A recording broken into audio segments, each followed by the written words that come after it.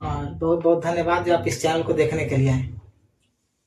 देखिए, यह जो चैनल है यह अभी शुरुआत हो रही है इसकी।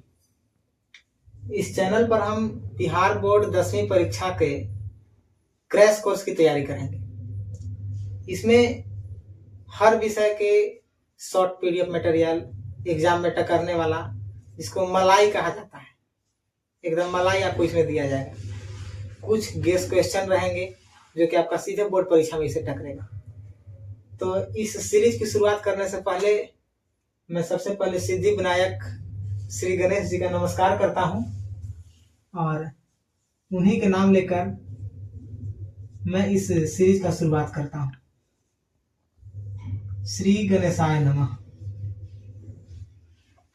क्योंकि आपको पता है कि किसी भी कार्य को शुरू करने से पहले रिद्धि सिद्धि विनायक गणेश जी की पूजा की जाती है। इस पूरे सीरीज में आपको साइंस, सोशल साइंस, इसके बाद हिंदी, संस्कृत, इंग्लिश, सभी चीज की तैयारी कराई जाएगी। तो इस क्रैश कोर्स की सीरीज आपके लिए क्यों आवश्यक है, पहले ये जानिए। देखिए, बहुत सारे बच्चे होते हैं जो साल भर बहुत कुछ पढ़ते हैं लेकिन रिवीजन नहीं कर पाते हैं। क्लास तो किया है लेकिन रिवीजन नहीं किए। तो उसके लिए होता क्या है कि जब वो पढ़ लिए हैं तो उनके रिवीजन के लिए, शॉर्ट रिवीजन कराने के लिए क्रैश कोर्स चलाया जाता है। इसमें शॉर्ट पीडीएफ मटेरियल आपको मिलेगा। दूसरा बात क्या है कि आपको समय की बर्बादी नहीं है। आप देखते होंगे बहुत सारे यूट्यूबर आते हैं, हाय बच्चों, हेलो बच्चों, फलना कुमार चिल्ला कुमार नाम लेते रहते हैं। सभी झोलझाल से बच के टू द टॉपिक पढ़ाई होगी। इसके बाद जो भी रिवीजन कराया जाएगा वह बोर्ड परीक्षा को मद्देनजर कराया जाएगा। बोर्ड परीक्षा को देखते हुए इस क्रैश कोर्स में पढ़ने वाले विद्यार्थियों को टारगेट 400 प्लस अंक प्राप्त होंगे, क्योंकि इसके अंतर्गत जो भी चीज का हम रिवीजन कराएंगे वे सारी की सारी फुल एंड फाइनल आपकी परीक्षा में टकरेगी। इसके बाद इसकी जो शुरुआत है, सबसे प्रमुख बात यह है कि आप बहुत सारे चैनल वगैरह देखते होंगे, बहुत सारे ऑनलाइन प्लेटफॉर्म आपको मिलते होंगे, बहुत सारे एप्लीकेशन आपको मिलते होंगे। वहां आपको इस क्रैश कोर्स के बदले कुछ पैसे दिए जाते हैं। पैसा आप उनको देते हैं, दे करके आप क्रैश कोर्स खरीदते हैं। होता क्या है अंततः कि सब पूरा मटेरियल जो साल भर के होता है, कुछ प्रीवियस ईयर कहीं से ला करके और एक ही बार में आपको ऊपर सौंप दिया जाता है। पढ़ाई के नाम पर कुछ नहीं है, लेकिन हम इसमें टॉपिक वाइज हर चीज को देखेंगे।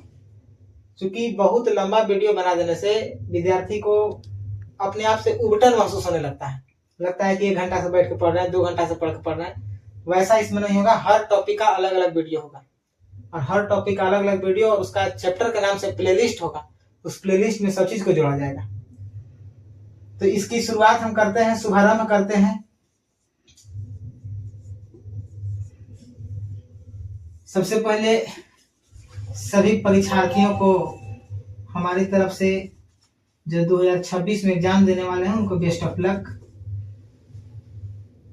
इसमें देखिए, हम शुरुआत आज करेंगे साइंस से।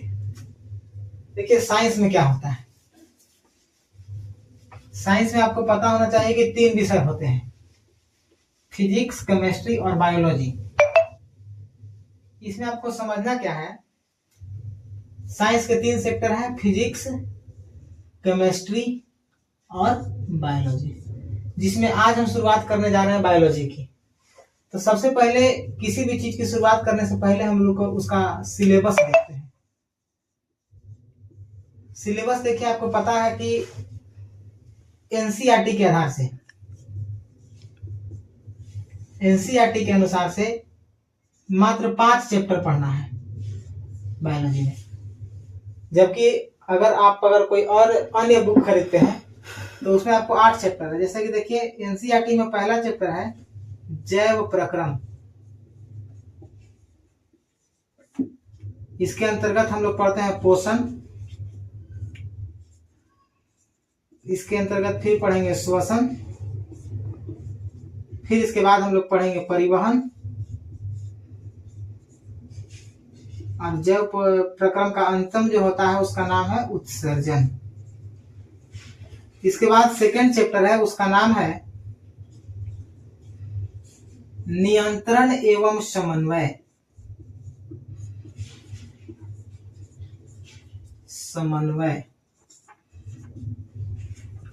थर्ड चैप्टर है, उसका नाम है जनन। फोर्थ चैप्टर है, उसका नाम है आनुवंशिकता तथा जैव विकास। और लास्ट चैप्टर जो आपका है उसका नाम है हमारा पर्यावरण।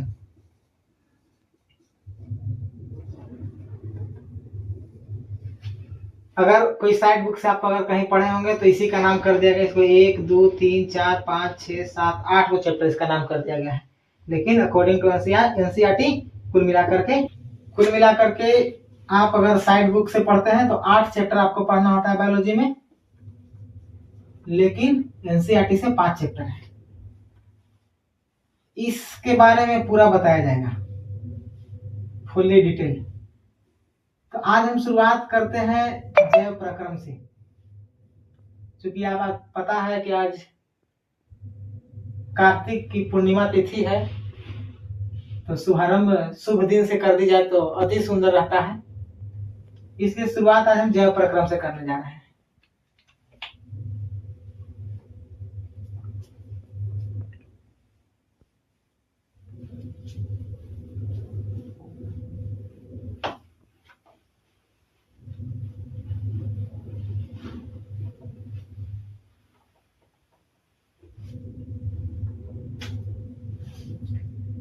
चैप्टर 1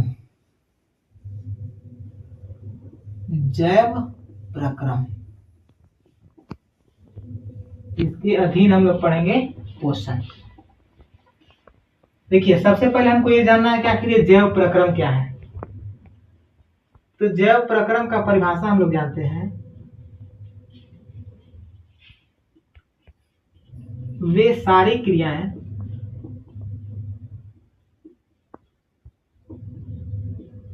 जिसके द्वारा जीव अपना अनुरक्षण करते हैं,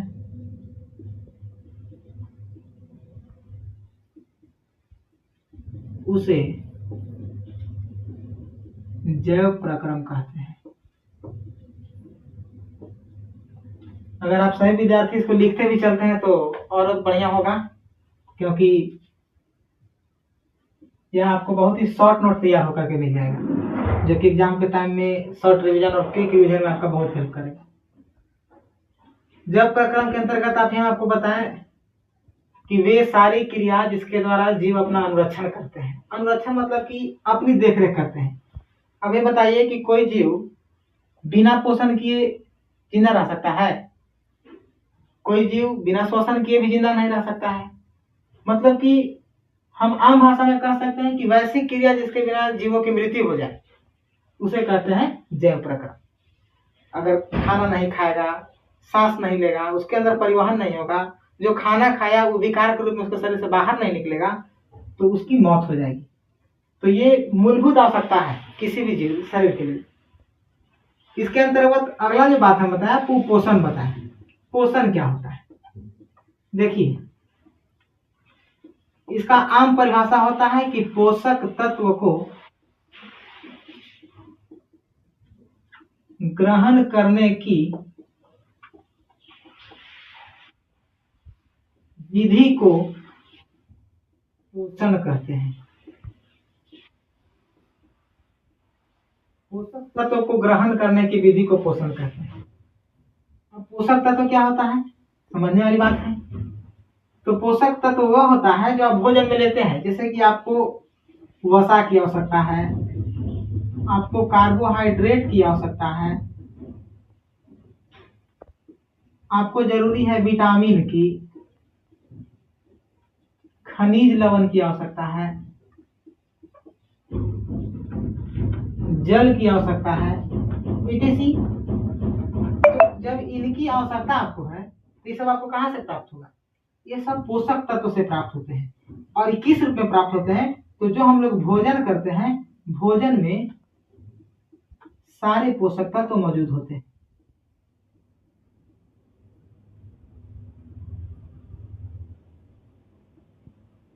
भोजन में सारे पोषक तत्व मौजूद होते हैं।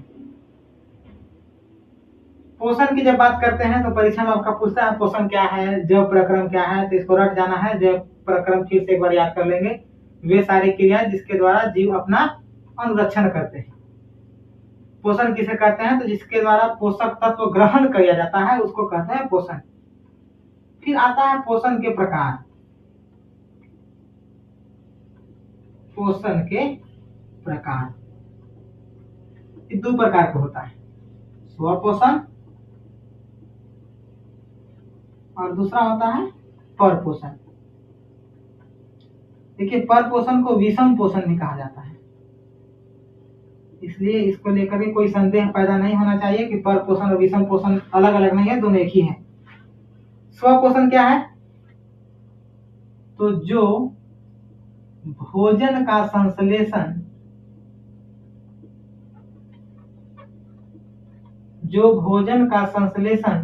स्वयं करते हैं। एग्जाम्पल, हरे पेड़ पौधे। देखिए, स्वपोषण और परपोषण दो होता है। स्वपोषण में क्या होता है? तो जो भोजन का संश्लेषण स्वयं करते हैं। अब स्वयं करते हैं इसका मतलब क्या हुआ? आपसे अगर एक सवाल पूछा जाए कि एक तरह से इसको क्या कहते हैं कि जो अपना भोजन स्वयं बनाते हैं, तो हम आपसे एक सवाल पूछना चाहेंगे कि आप स्वपोषी हैं या परपोषी?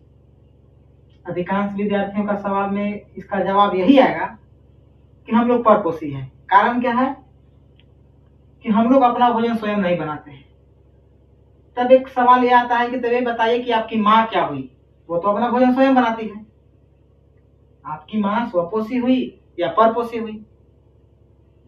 जो नादान बच्चे होंगे उनका जवाब यही आएगा कि स्वपोषी होगी, क्योंकि माँ को खाना तो अपने आप से बनाती है, हम लोगों को भी खिलाती है। लेकिन वास्तव में हमारी माँ भी परपोषी है। कैसे परपोषी, इस बात को समझेंगे। यहाँ कहने का मतलब है कि जो भोजन का संश्लेषण स्वयं करते हैं, लेकिन हम लोग भोजन के लिए कहीं ना कहीं किसी प्रत्यक्ष या परोक्ष रूप से देखा जाए तो हम लोग किसी न किसी पेड़ पौधा अपने बढ़ाए। हमें भोजन, हमारे दो स्रोत है भोजन के। एक स्रोत हो गया जीव जंतु हो गए, अगला स्रोत हो गया हमारा पेड़ पौधा। अगर किसी को अंडा चाहिए, मांस चाहिए, मछली चाहिए, दूध चाहिए, तो उसके लिए हम लोग डायरेक्टली निर्भर होते हैं पशुओं पर। लेकिन ये बात भी हमें बताएं कि प्रत्यक्ष या परोक्ष रूप से हम लोग डिपेंड करते हैं पेड़ पौधा पर, क्योंकि जब तक हम घास नहीं देते हैं अपने जानवर को तो दूध भी नहीं करती है। तो हम जानवर पर डिपेंड है, जानवर डिपेंड है पेड़ पौधा पर। इसलिए हम कहेंगे कि डायरेक्टली हम लोग पेड़ पौधा पर निर्भर करते हैं। और परपोषण क्या होता है? परपोषण को हम लोग जानते हैं कि परपोषण जो होता है ये भोजन के लिए दूसरों पर आश्रित रहते हैं। जैसे अगर हमें भोजन चाहिए तो हमको भोजन चाहिए तो हम क्या करेंगे? तो किसी न किसी स्वपोषी के पास जाएंगे। दूध, अंडा, मछली, ये सब के लिए हम लोग क्या करते हैं? मछली को मार दिए। हमको आम खाना है तो हम पेड़ के पास जाएंगे। मछली खाना का मन कर रहा है तो मछली खाने के लिए हम जाएंगे कहाँ? मछली को मारेंगे, तालाब से उसको पकड़ के लाएंगे। तो मतलब हम लोग दूसरा पर निर्भर है। अब स्वपोषण जो होता है वो हरे पेड़ पौधों में होता है। इसमें देखिए, इसको लिखना है तो लिख लीजिएगा आप लोग। इसमें देखिए तो हम बात करते हैं स्वपोषण के। एक बार पुनः मैं आपको स्वपोषण की परिभाषा बताता हूं। देखिए, स्वपोषण दो शब्दों से मिलकर बना है, स्व जोड़ पोषण। स्व मतलब होता है स्वयं, और पोषण का मतलब आप लोग समझते ही हैं। तो जो अपना पोषण स्वयं करता है, जैसे कि आप अपने से बताइए कि आपके आसपास बहुत सारा पेड़ पौधा है, क्या आपके घर में कभी दाल चावल मछली मुर्गा कुछ बना है तो आप उसके घर में उसको देने गए हैं कभी कि नहीं भाई चलिए पेड़ से हमें ऑक्सीजन प्राप्त हो रहा है, फल प्राप्त हो रहा है तो हम उसको भी कुछ खिला दें? ये तो हम लोग नहीं करते हैं। तो आखिर पेड़ खाता क्या है? पेड़ को खाने के लिए उसके अंदर एक क्रिया होती है, उसको कहते हैं प्रकाश संश्लेषण। देखिए हम एक पेड़ बनाए, यहां होता है, मान लीजिए कि सूर्य के प्रकाश यहां से इसके पास आ रहा है,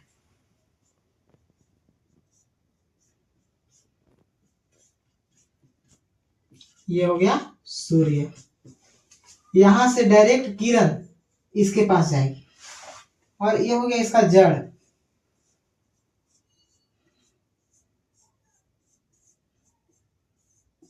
ये जड़ हो गया, जड़ कहते हैं या इसको मूल कहते हैं। ये हो गई पत्तियां, बाहरी वातावरण से इसको प्राप्त होता है कार्बन डाइऑक्साइड, और इसके अंदर जो पत्तियां हैं वो पत्तियों के अंदर इसमें पाया जाता है क्लोरोफिल। देखिए इसमें क्या होता है, क्लोरोफिल में एक तत्व होता है मैग्नीशियम, क्लोरोफिल में एक मैग्नीशियम तत्व होता है। ये जो मैग्नीशियम तत्व होता है उसके पास एक शक्ति होती है कि सूर्य के प्रकाश को अपनी ओर खींचता है। जैसे ही सूर्य के प्रकाश को अपनी ओर खींचेगा तो इसमें क्या होगा कि वहां पे गाना सुने होंगे, मैं खींचा चला जाऊं तेरी ओर रे। सूर्य जैसे ही देखता है मैग्नीशियम को, उसकी ओर बढ़ते चलता है और इसका प्रकाश जो है यहाँ पे पड़ता है, और मैग्नीशियम क्लोरोफिल में है। इसके बाद बाहरी वातावरण से पेड़ क्या करता है कि अपने अंदर कार्बन डाइऑक्साइड को ले लेता है। नीचे जिसका जड़ है, इस जड़ के माध्यम से ले जाता है ऊपर जल को। तो देखिए हम क्या क्या बताएं, 4 चीज बताएं। पहला बताएं सूर्य के प्रकाश, सेकंड नंबर में आपको हम बताएं carbon dioxide,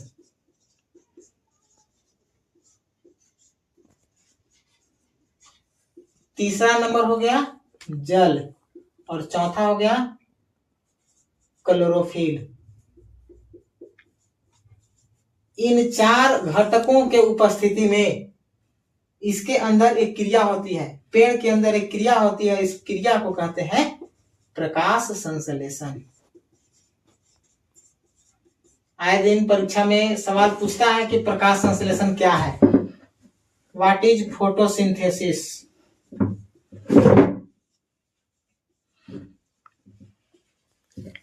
what is photosynthesis. अब जो विद्यार्थी अंग्रेजी में थोड़ा कमजोर होते हैं वो फोटोसिंथेसिस समझ लेते हैं कि फोटो खींच के एडिट कर लेंगे तो उसको फोटोसिंथेसिस कहते हैं। लेकिन फोटोसिंथेसिस में देखिए होता क्या है, प्रकाश संश्लेषण की क्रिया जो है इसमें क्या होता है कि हम इसको कह सकते हैं प्रकाश संश्लेषण की क्रिया में। देखिए क्या होता है, इसका परिभाषा हम बना सकते हैं, कुछ नहीं जो यहाँ मौजूद है उसी से इसका परिभाषा बनेगा, बहुत लंबा लिखा परिभाषा नहीं देखना है। हम जानते हैं प्रकाश संश्लेषण किसको कहे, अभी हम तुरंत आपसे बोले कि इसमें पेड़ पौधा अपना भोजन बनाते हैं, तो हम इसको लिख सकते हैं कि सूर्य के प्रकाश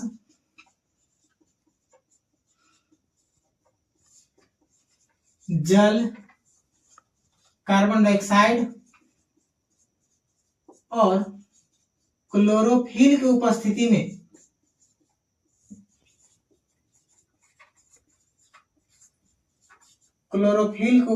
में पेड़ पौधों द्वारा भोजन बनाने की क्रिया को प्रकाश संश्लेषण कहते हैं। परीक्षा में देखिए सवाल पूछता है ऑब्जेक्टिव में कि निम्नलिखित में कौन प्रकाश संश्लेषण के घटक है। ऑप्शन सब दे देगा, लास्ट में वो ऑप्शन दे देगा यहाँ पे सभी आंसर हो जाएगा, या दे देगा कि निम्नलिखित में कौन प्रकाश संश्लेषण के घटक नहीं है। ऑप्शन दे दिया सूर्य के प्रकाश, कार्बन डाइऑक्साइड, जल, एक मिट्टी दे दिया, तो मिट्टी तो नहीं है प्रकाश संश्लेषण का घटक। ये परिभाषा हुआ प्रकाश संश्लेषण का। प्रकाश संश्लेषण की जो प्रक्रिया है उसमें एक रिएक्शन होता है। प्रकाश संश्लेषण जो है एक रासायनिक अभिक्रिया है। उस रिएक्शन को मैं आपको बता देना चाहता हूं। इसमें क्या होता है कि कार्बन डाइऑक्साइड और जल के उपस्थिति में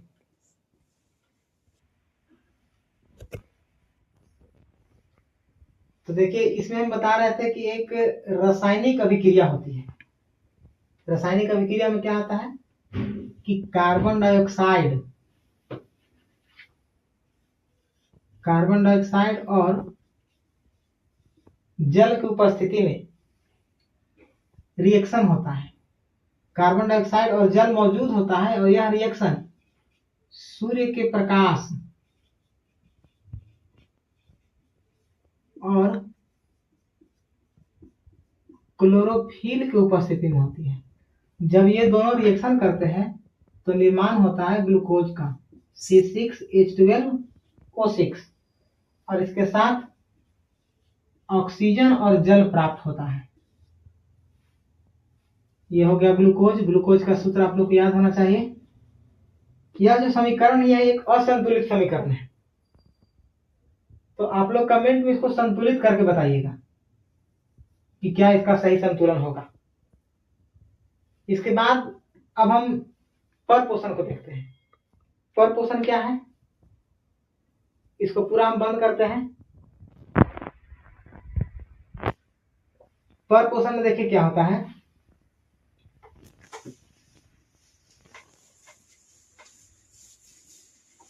पर मतलब होता है कि दूसरों के ऊपर। मतलब हम परपोषण का परिभाषा सीधा बना सकते हैं कि जो अपने भोजन के लिए दूसरों पर निर्भर होते हैं, परपोषण जो भोजन के लिए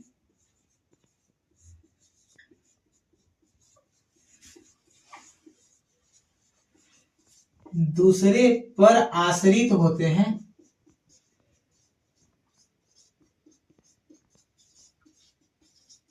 उसे परपोषण कहते हैं। अब देखिए परपोषण कोई छोटा मोटा टॉपिक नहीं है। इसके 3 भाग होते हैं। सबसे पहला भाग होता है मृत जीवी। जिन विद्यार्थियों का ग्रामर ठीक होगा उनको परिभाषा बनाने में दिक्कत नहीं होती है, क्योंकि जो शब्दों के साथ खेल लेते हैं वो परिभाषा को आराम से बना लेंगे। दूसरा होता है परजीवी और तीसरा होता है प्राणी समपोषी। प्राणी समपोषी या प्राणी समभोजी। मृत जीवी किसको कहते हैं, तो नाम से पता, जीवी माने जीवन के लिए और मृत मतलब मरा हुआ। तो जो अपना भोजन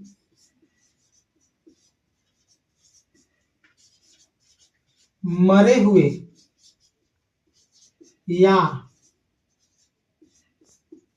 सड़े गले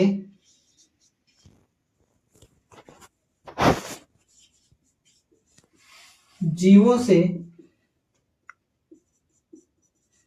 प्राप्त करते हैं। एग्जाम्पल में हो जाएगा कवक, बैक्टीरिया etc। इसके अंतर्गत जो आते हैं उनको अपघटक भी कहा जाता है। अपघटक भी कहलाते हैं। परजीवी क्या होता है, तो देखिए इसमें मैं आपको बताया कि जो मरा हुआ या सड़ा गला पर भोजन प्राप्त करता है। परजीवी में क्या होता है कि जो दूसरे जीव के संपर्क में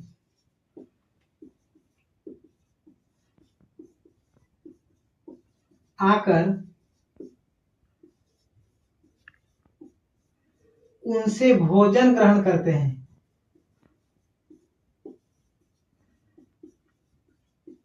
और उन्हें प्रभावित करते हैं। एग्जाम्पल के तौर पर आप अमरबेल के नाम सुने होंगे। अमरबेल एक पेड़ पौधा की श्रेणी में आता है जिसका पता नहीं होता है, इसका सुखपंछी कलर का ही होता है। जिस पौधा पर जाता है उस पर लिपट जाता है, एक लर के टाइप का होता है, लतर के टाइप का होता है, और उससे लिपटने के बाद उससे अपना भोजन ग्रहण करता है और अंततः उसी को ही मार देता है। आप आम भाषा में नाम सुने होंगे, जुए की नाम सुने होंगे। जुए जिसको आम भाषा में ढील कहते हैं। ढील भी परजीवी हो गया। गाय भैंस में देखिए चमोकन होता है, वो चमोकन भी होता है परजीवी। अब बात करते हैं प्राणी संपोषी की। तो जो मनुष्य की तरह ठोस या तरल के रूप में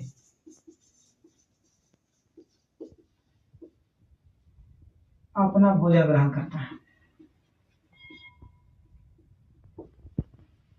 एग्जाम्पल में हो जाएगा अमीबा,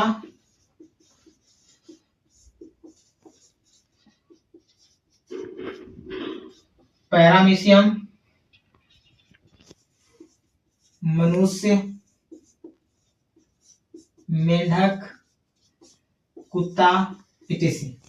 ये ठोस या तरल के रूप में जिस तरह से हम लोग भोजन ग्रहण करते हैं उस तरह से करता है। बाकी अगले क्लास में हम लोग अमीबा और पैरामीशियम के बारे में पढ़ेंगे। ज्यादा लंबा वीडियो न बनाए, इसके लिए हम क्या करते हैं, इसको यहीं पर अभी हम समाप्त करेंगे। आपको करना क्या है कि जो भी चीज हम आज पढ़ाए हैं उसको बोर्ड से उतार लीजिएगा। उतार लेने के बाद अगर आपको इसकी पीडीएफ की आवश्यकता होगी तो पीडीएफ के लिए डिस्क्रिप्शन में हम एक व्हाट्सएप चैनल का लिंक डालेंगे। उस लिंक पर क्लिक करके और व्हाट्सएप से जुड़ जाइएगा। पीडीएफ आपको बोर्ड वाला प्राप्त हो जाएगा वहां। इसलिए इस पूरे चीज को पढ़िए। अभी ज्यादा कुछ नहीं पढ़ा है, आगे के क्लास में और थोड़ा तेजी से चलेंगे क्योंकि समय बहुत कम है और सिलेबस को देखते हुए काम करना है। बहुत सारा सब्जेक्ट कहीं पढ़ना बाकी है। आज के लिए इतना ही, धन्यवाद। अगर आपको वीडियो अच्छा लगा हो तो इस पे कमेंट करें। अगर आप कुछ त्रुटि नजर आ रहा है तो उसमें भी कमेंट करके बताएं। एक समीकरण को दिया है संतुलित करने के लिए, उसको भी कमेंट में संतुलित कर देना है। धन्यवाद।